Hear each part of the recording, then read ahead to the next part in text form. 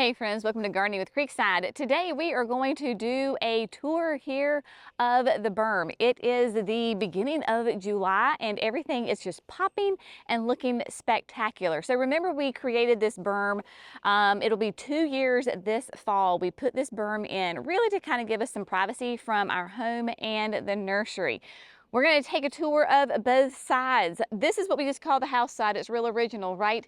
This is the house side. It is, we ask that you just look at the berm on this side via the videos that you don't come across, but on the nursery side, we would love for you to explore. So this is why we do these videos, so that you can see this.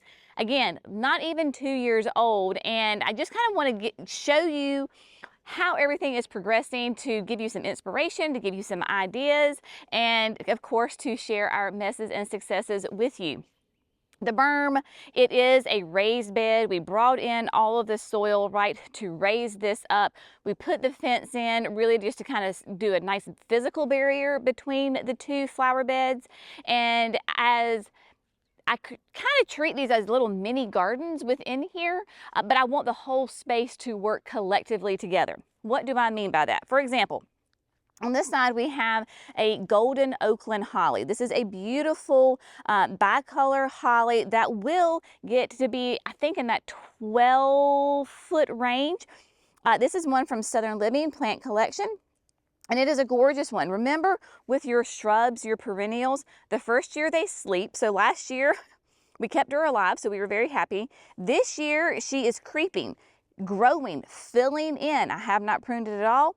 Next year, the third year, leap, get nice and big. But I paired this golden Oakland holly with the North Poles behind it. So while these are two separate flower beds, I want them to complement each other.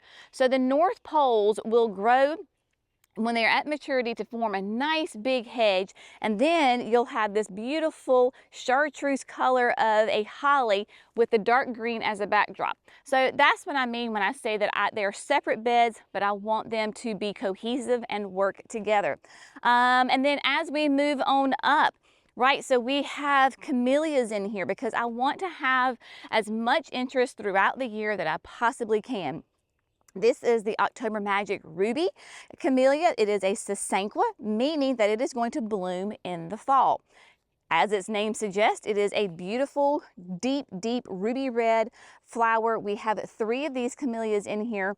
So in the fall, I'm going to have flowers. But in the meantime, I have beautiful glossy green leaves that highlight the clematis that is down, using as a ground cover. And then, of course, pufferfish. Pufferfish is a panicle hydrangea. Definitely she is creeping, if not close to leaping this year. Last year, again, first year, keep it alive, just get those roots going, make it a happy plant. We can see this from the front porch because you know that we spend a lot of time on our front porch, especially in the morning, and this pufferfish just glows. It is currently covered in all sorts of little pollinators. I see all these little guys just buzzing around. It is a panicle, but it's more of a very open, airy habit on the bloom, and these blooms will continue to just get larger and larger, and then at the end, they will put on a little tuft on the end. So that's how it got its name pufferfish, is because those blooms are so massive, like a pufferfish when it blows up. So we love this hydrangea because it is a beautiful, nice, creamy white color and makes a huge statement in the garden.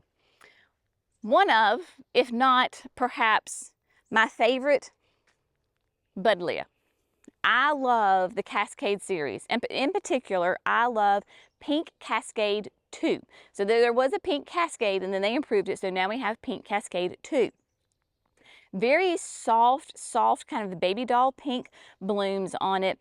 Your Cascade series are going to be later bloomers. You can see that we have some that are blooming, but as a general whole, we're still very much in the bud stage. So the Cascades will give you later color, where other Buddleias will come in earlier, but the Pink Cascade and all the Cascades really are giant blooms on them, and the plant will be absolutely covered. Buddleias, of course, they bloom on new growth. So you were with me in late winter when I pruned this big time. In fact, Jerry comes over here. If you remember when I was showing you, when I was pruning it, because of the winter winds that came through, this whole side of the buddleia was dead. So I had to cut this entire side all the way back down to the ground. And I told you, I am not worried a bit about this because this pink Cascade 2 will absolutely flush back out and be gorgeous.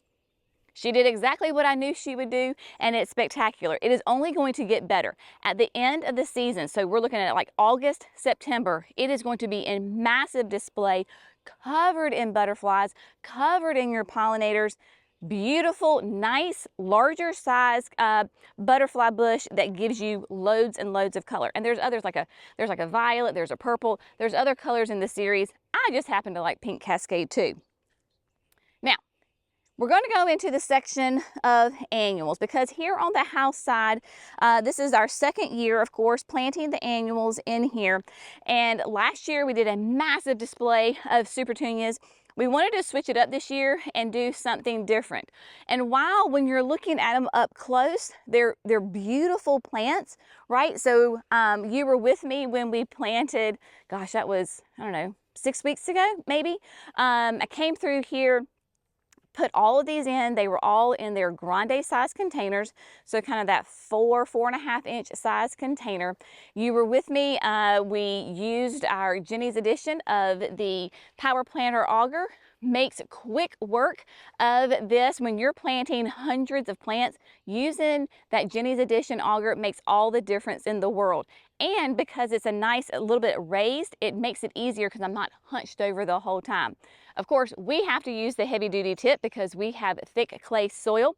While this is not terribly compacted because this is a relatively new bed, it makes perfect work and aerates the soil. If I didn't have that heavy duty tip, then I would be in trouble and it would not work here in my conditions.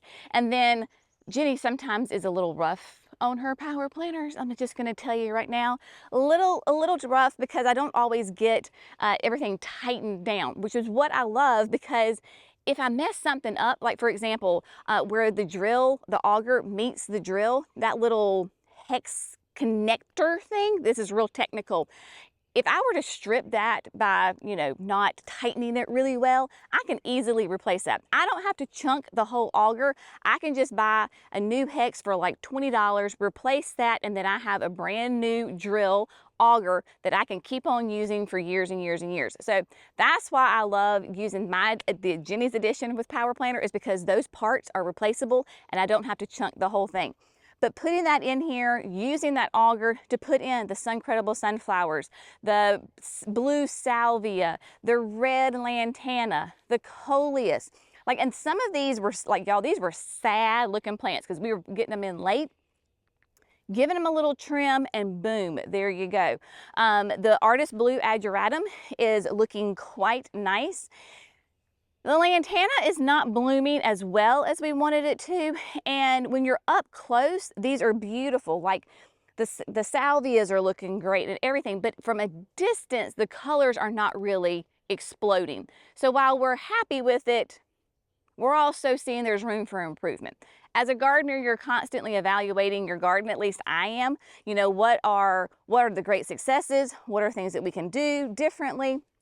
And honestly, we love the nursery side of the berm so much that we're thinking come this fall, we're going to revamp it and put in a ton of shrubs and perennials that will give us those 4 seasons of interest.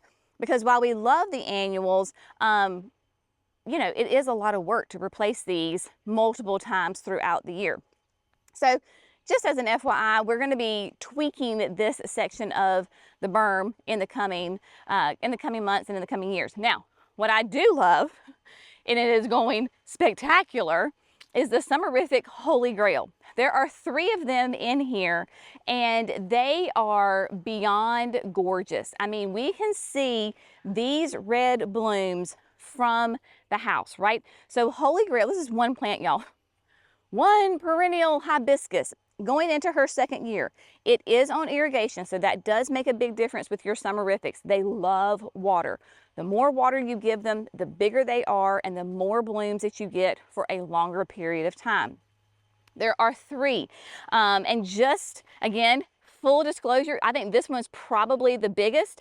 And then you come right here and you might look at this one and you're like, well, it looks a little bit smaller and it's not blooming. Why is that? Well, in the spring, Mimi and I were weeding the garden, and I was like, you know what? I know that I have 3 Holy Grails in here.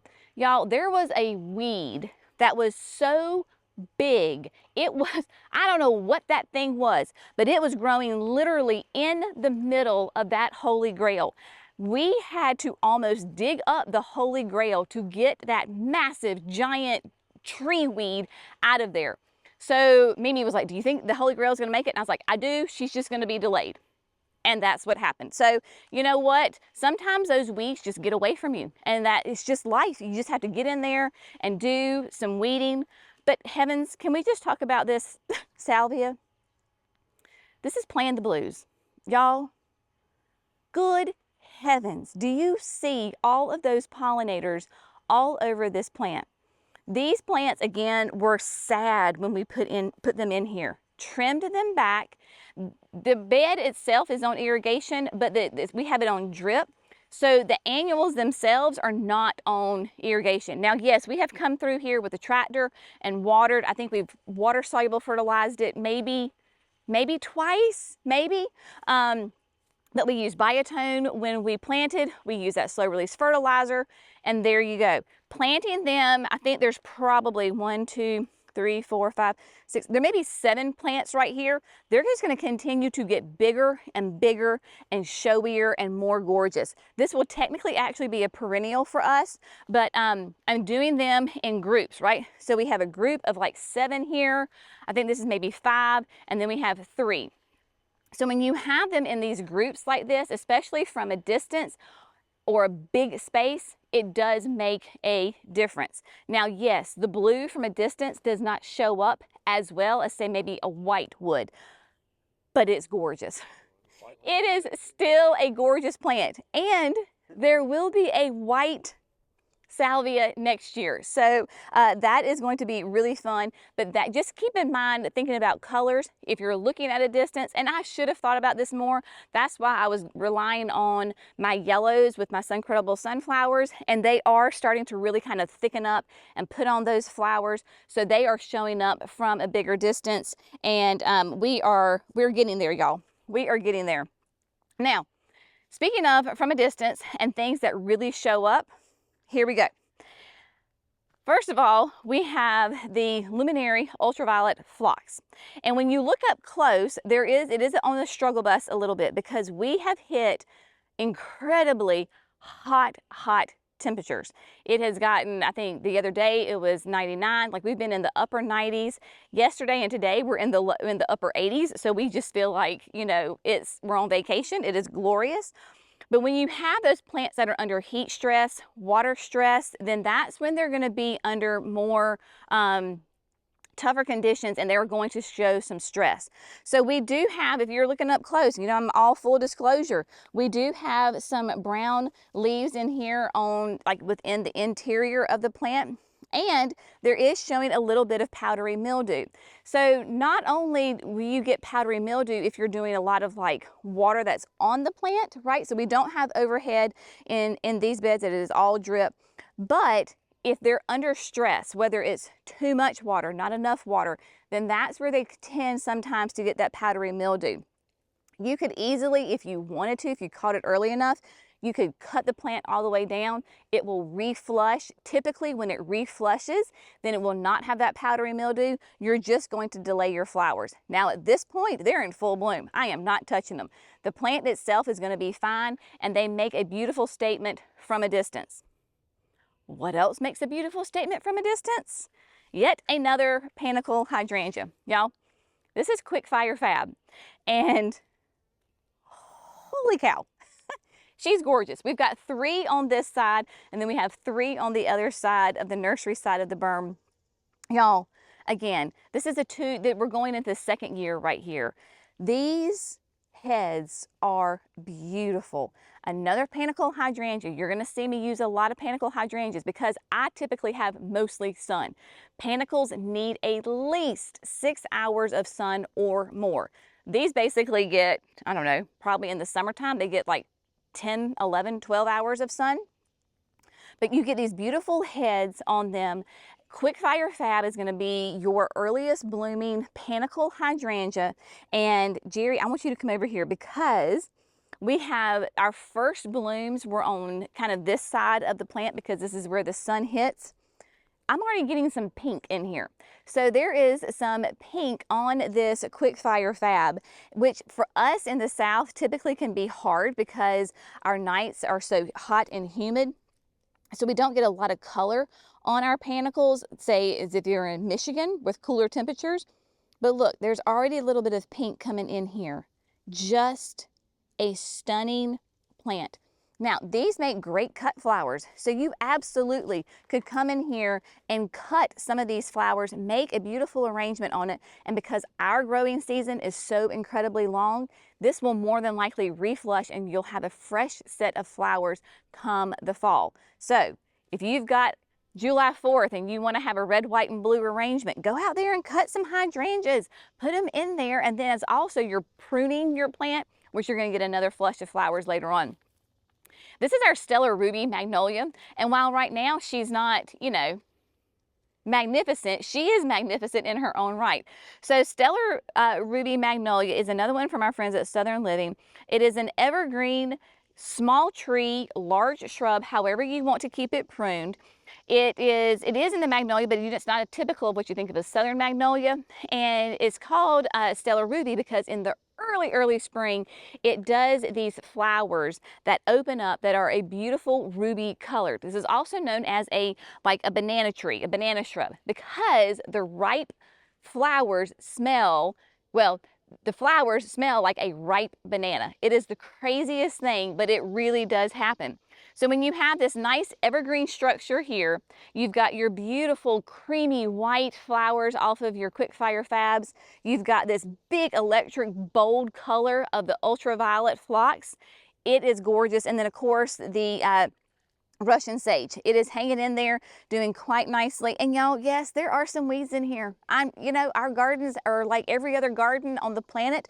We have to fight and battle weeds. People ask me like, how do you deal with the weeds? It's called good old two hands right here. You just have to get in here and try to get them when they're young and go through here. We do battle, especially in this flower bed, wiregrass, Bermuda, whatever you want to call it, this creeping, invasive, pain in the rear grass that sends roots all the way down to China, and it is really hard to get rid of if you just try to pull it. So that's where if you can spray it with something to kill it, it's going to take a couple of times, but that's about the best way to do it. Now, the Tuscan Gold Heliopsis.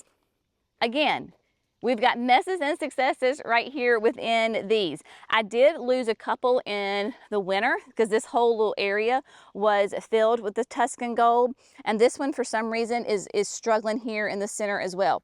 So really what I should do, if you have a plant like this that is struggling, just come in here and chop it down to the ground. If you can chop it, then those roots have more energy and they can send out fresh new growth as opposed to trying to sustain some of, you know, the current growth.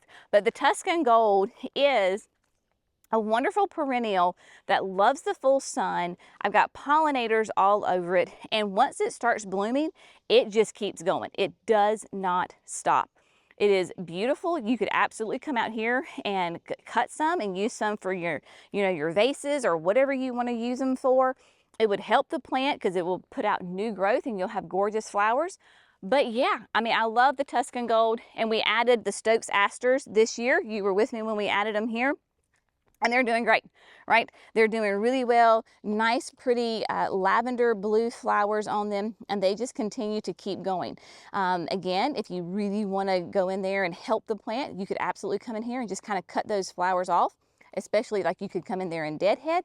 Sends that more energy into your root system, and especially in the heat of the summer, if you have a newly planted perennial or shrub that is struggling in the heat, Give it a good prune. It will help the plant because it has less foliage to support and more energy can go into the roots.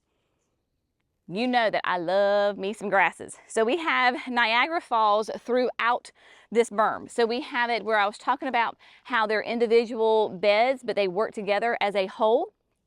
On this side, the house side of the berm, we have 3 of the Niagara Falls here, right? So this is a beautiful, very columnar, what we would call like a blue grass. Nice, big, thick, wide blades on it. It is currently producing its little plumes, so it'll give you that nice light airy look. I want to say it's like a 4-foot tall grass, so putting them together here as 3 makes a nice big statement. And then on the other side of the fence, like literally 3 feet away, we have more of them. So when you're looking and you're driving by, or when we're doing a drone shot, whatever it may be, you will see this grass repeated. So not only do we have it up here at the top, but we also have it further down on the nursery side. So taking that plant and repeating it through the garden really helps. So we still have the Niagara Falls, right? We have more of some spider webs that are coming through here in the morning. More of the Quickfire Fabs. So we've got 3 Quickfire Fabs here as well. So tying in, repeating those same shrubs on both sides, a couple of the perennials on both sides, ties the whole garden together as one, even though you could look at them individually. So that's kind of a bit of a tip that I have learned all of the years of visiting all these different gardens. And what do I love about the gardens? What is it that appeals to me when I'm looking at those gardens? It is that there is some sort of consistency and theme repeated throughout those spaces. We get asked a lot about what this pine is. This is a Thunderhead. So we have a Thunderhead pine, and then we have a Thundercloud purple plum. And so that always like makes me, I always have to think, is this the cloud or is this the head? But this is a Japanese black pine. It has a really fun, like open habit to it, very kind of Dr. Seuss-ish, you know, really fun habit. And my gosh, it has done phenomenally well right here. It gets hot, intense afternoon sun, but it does not care. Every late winter, what we call it candles. So basically this whole part is new growth from this year. So when a pine candles, it's like they look like candles because they're like a really light creamy white, and they send up these shoots. And then that is all of your new growth, and then your needles come out, and then that is, you know, the tree is growing. So that is really cool. And yeah, so it is a very happy plant right here. Clearly loves its spot. And honestly, if it just keeps growing and is happy, it will stay, and we will move the perennials out from this space for sure. Again, repeating. Holy Grails, right? So we have Holy Grails on the house side, we have Holy Grails here, and then we have Holy Grails again lower down on the berm. If you were to look at this garden from the top down, there's going to be 3 sections of Holy Grail, and they're evenly spaced. So this is the highest, the house side is in the middle, and then as we go down, then it is on the end. So they're evenly spaced in the whole entire garden as a whole. The daylilies, this is Blood, Sweat, and Tears, doing quite nicely. It's on the end of its bloom cycle. If you want to come in and deadhead your daylilies, you absolutely could. You just simply take them, snap them off. It certainly cleans up the plant. I just personally don't have time to go through and deadhead all the daylilies. It's not going to really affect your blooms on it. Obviously, it just makes a really pretty plant. The Blood, Sweat, and Tears is new. It is, if I remember correctly, reading about it, the breeder had worked for so many years trying to get a red daylily. He put blood, sweat, and tears into it, finally got it, and was very happy, and so that's how it's got its name. Now, messes, right? We had talked about this before. These are the spun silk daylilies, Shasta daisies. And there are, I know there's definitely 2, there may be 3. We had gotten a spring storm and it split them open. So what am I gonna do? I'm gonna come in here and cut these babies to the ground. I am gonna go in as close as I possibly can, chop it all the way back, get rid of that foliage. It will reflush. In fact, I can see on some of those stalks that are exposed to the sun, we already have some new growth popping out. So, you know, things happen in the garden. You have messes, you have successes, and so you just deal with it. You prune, you move. That is gardening for sure. The echinaceas are doing quite nicely. This is the fuchsia is bright. Again, it was an early bloomer. We've had such intense heat that we're having, you can see, you've got the older blooms that are showing, you know, signs of that they're older, right? But yet in here, you still have new ones that are coming up. I personally leave my seed heads, my old blooms on my echinacea because as they dry, your birds love them.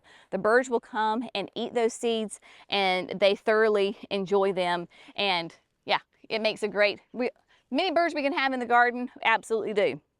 Now, this shrub, this is sweet talker. And sweet talker is a viburnum. It is for the southern garden, so it is kind of limited in its range of zones as far as where it can grow.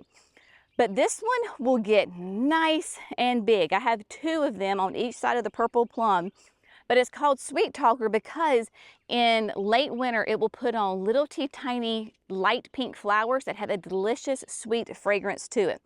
And being an evergreen and getting some height in the wintertime, this gives me lots of great structure when my other things maybe are deciduous. My grasses are gone, right? Because it's the wintertime. My hydrangeas are not blooming. They're just little sticks. So that gives me great evergreen interest in the garden. Now, this is a mess and a success all in one.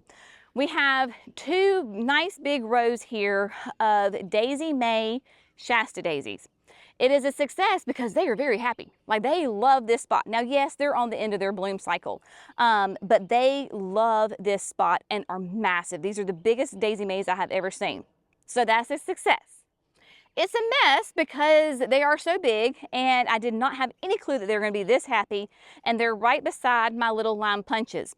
Now my little lime punches are coming into all of their glory, putting on these beautiful flowers, and so, but the Daisy Mays are in the way. So what is Jenny going to do? Well, for now, I'm going to come in and shear them down. I'm going to cut them all the way back down to the ground. Again, they're going to reflush and be beautiful, nice green mounds. So that's going to be my short-term solution, is just to whack them down. And then come this fall, when we were talking about redoing the house side, these babies are going to get moved. So we're going to take them out. We're going to repurpose them on the other side of the berm.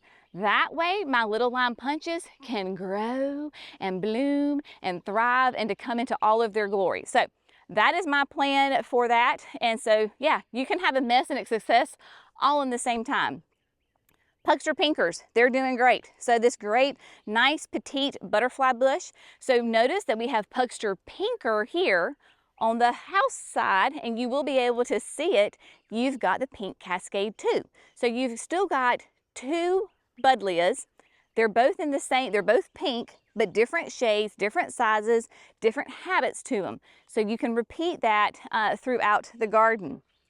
We get asked all the time when we're coming here in this garden what these are. These are barberries. Yep, a barberry. Yes, they have little thorns on them. As long as you don't come in here and just like grab onto it, it is not that bad. It is not like a terribly thorny rose, but you get this orange pillar that is absolutely gorgeous. And yes, I love having the orange with the pink butterfly bush. The orange next to my purple plum tree. It is beautiful. Barberries do really well, respond to being pruned. So late winter, I just kind of shaped them up a little bit. Clearly, being that pillar is very columnar. And so we have 3 of them here. So we have 1, 2, and then the third one. But you can see this one is not doing quite as well because Daisy May is so happy, planted them too close together. So you know what? You pivot, you change, you make corrections, and you move on, right? But we repeated those throughout. So this bed here with the purple plum is very symmetrical and very balanced. So we repeated the little line punches in a diagonal on both sides, the daisy maze. You have the orange pillars that are balanced here, and then filled in with the pugster pinkers in the center. And we're just letting them go. Like I said, another Sweet Talker Viburnum back there. And then, oh my gosh, y'all, this is something I need to come in here and prune and or think about moving, because maybe I move them to the house side for next year. This is String Theory Amsonia. Now, Amsonia, you can absolutely prune back, and even like at this stage, and it makes a nice tighter plant. But I'm thinking they're gonna have to get moved, because Jerry's on the other side of the camera going, I don't know. But the reason I say that is because either we're gonna have to make sure that we prune them back after they finish blooming. I have got daylilies in here. I have a whole ribbon of daylilies that you really can't see very well. Daylilies. The daylilies need to be moved. Jerry says the daylilies need to be moved, which we absolutely could. But on the other side too, so this is the Niagara Falls back here as well. Yeah, so that's... So this is where, my friends, you can have two gardeners that approach the exact same area in completely different ways. Is one right and one wrong? No, it's called God made us all different, and we think different and we act different. Even if you're married for forever and ever, amen, you can still have different opinions. One is not right and one is not wrong. It's just how you want to approach it. So somebody's going to get moved because it's a little too crowded here, and this is only the second year, and we want them to, right? We want these gardens to explode. Also, look, Jerry, there's an echinacea. There's an echinacea growing in there. So see, I'm going to stand by no. I love the hedge of it. He loves the hedge. And then it's going to turn yellow. Well, this is true. That is a great point. So he said he's not mic'd up. String Theory turns in the fall an absolutely gorgeous shade of like bright yellow. And so, I mean, I clearly have a beautiful ribbon through here. They are very, very happy in here. The Niagara Falls, we've got Baptisia in the back. I see a giant weed. Because all of those will get taller. Up. Yes, well, and then in the fall, so your Niagara Falls will stay and have all the plumes, right? Your Baptisia is going to go back, and then we leave the Niagara Falls, the foliage, in the wintertime. So we'll have, I mean, yes, it's brown, but you still have the structure. Once the Amsonia has turned yellow and then you get a hard freeze, it will defoliate. So then you just cut it down to the ground. It's like a perennial hedge. It is. It's a perennial hedge like grass. And then of course we love Amsonia because it is a native plant. And then in the early spring, it is covered in beautiful, pure blue flowers. So I'm thinking, yeah. So that means echinacea probably needs to be moved, daylilies, maybe the agastache, and then two. They could all, the echinacea could go all in front right there. It could. We can move it up, and I did replace some of them this season. But it truly is, like, because you were with me at the house when we pruned back our Amsonia, it just makes it a more compact plant, so it's not quite as tall, but a little bit more compact, and you still will, like, it's not going to affect the color at all. So yeah, there you go. You were with me when we planted the yarrow. This is the Achillea. This is the Firefly Peach Sky. Doing very, very nicely in here. The new blooms are a nice peachy. They mature to a yellow, which works really well with, like, look at that echinacea. That's the one in a melon, right? So that one in a melon is right here. So look, y'all, a beautiful plant, and then the one next door, maybe an animal came through and sat on it, you know, or stepped on it. Something happened to that one. 'Tis life, right? This is the third set of the Holy Grails coming through here with the beautiful, I just love this plant. This is such a great plant. This is one of those plants I never thought that I could grow here. I thought we were gonna be too hot, but this is your Winecraft Gold Smoke Bush. When we had the signature experience, Dr. Judson LeCompte and Megan Matai, who are breeders and work with Spring Meadow, creating these gorgeous and finding these gorgeous plants. And Judson was absolutely blown away that this is only a second-year plant. Planted it as a 1 gallon. It loves this spot.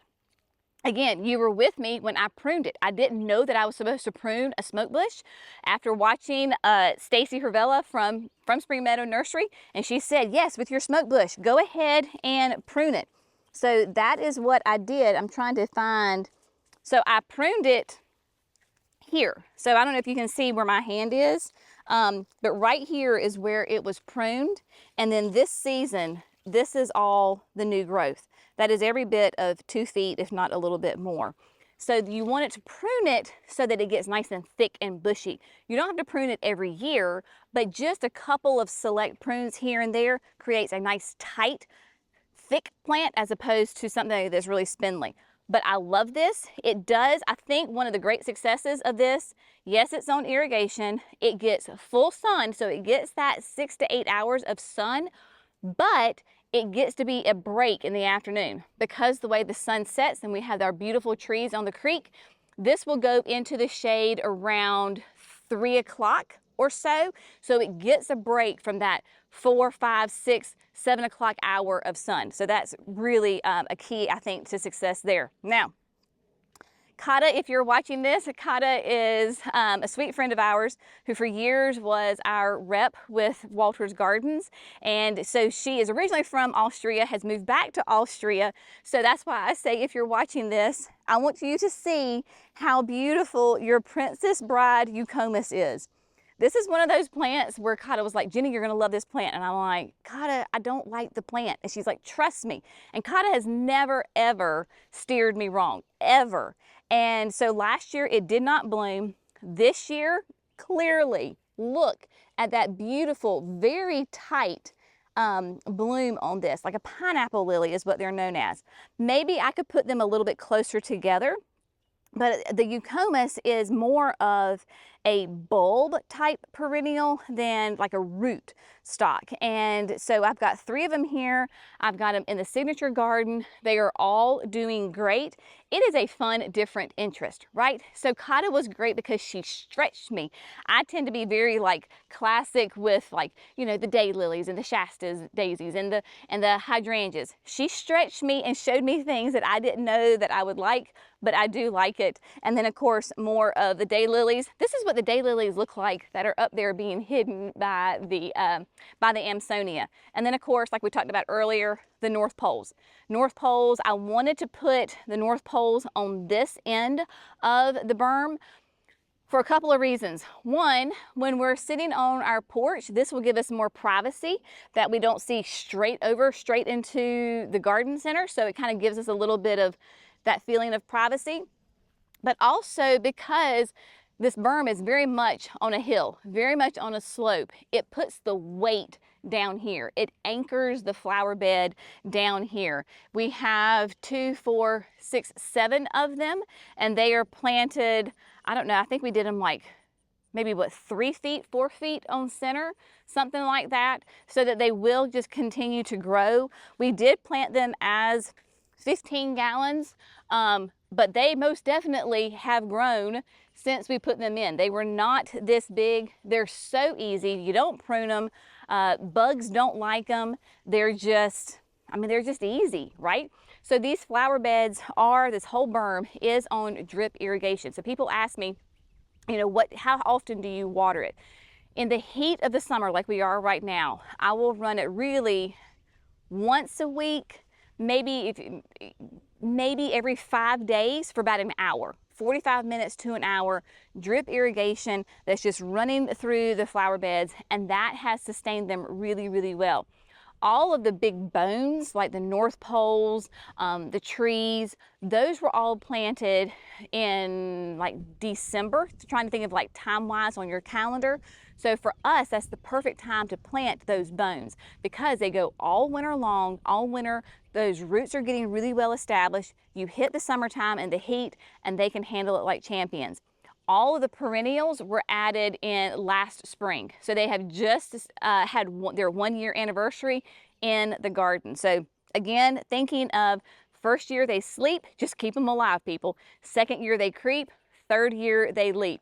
And we're only in our 2nd year. So going into, I can't imagine what this garden is gonna look like in year 3, year 4, year 5. It is going to be a lot of fun. Yes, there have been plants that have not made it. We originally planted some loropetalums in here. A month later, that's when the Arctic blast came through and killed every single one of them. So yes, we have lost plants. Yes, we have killed plants in here, whether it was because of something that we did or the weather or just life in general, right? Something has happened. So if you're not killing a plant in your garden, you're not trying hard enough, people. So just as a gardener, especially with new gardeners, they're so afraid all the time. They're like, but I'm gonna kill something. I'm like, sugar, yes, you are. You're gonna kill something. Go ahead and accept that fact. So when it happens, you don't feel defeated, right? It just gives you more opportunities to either try the plant again and do something differently, or just pick a different plant. Maybe it was the wrong plant for that location. So as gardeners, we're always changing, we're always learning. Our gardens are always changing. Every year the weather is different. Every year maybe you have a different bug problem or an animal problem. We've never had rabbit problems before a day in our life, and all of a sudden this year we have rabbits at the house that are eating plants. So every year's a new challenge. That's what keeps gardening fun. So anyway, we hope that you have found this encouraging, that it's okay that even here, as professional gardeners in a display garden and at a garden center, there are messes and successes. There is no such thing as perfection. I say perfection is only found in a dictionary. You're constantly learning, adapting, and doing something different. And when a plant doesn't work, you move it, or a plant's really successful and too happy, maybe you have to move that too. So anyway, we want this to be fun and informative and inspirational, and hopefully we have accomplished that. As always, we so appreciate you. Thank you for all of your love and support and coming along on this crazy journey here at Creekside Nursery. We appreciate you. We'll see you in the next video. Bye, guys.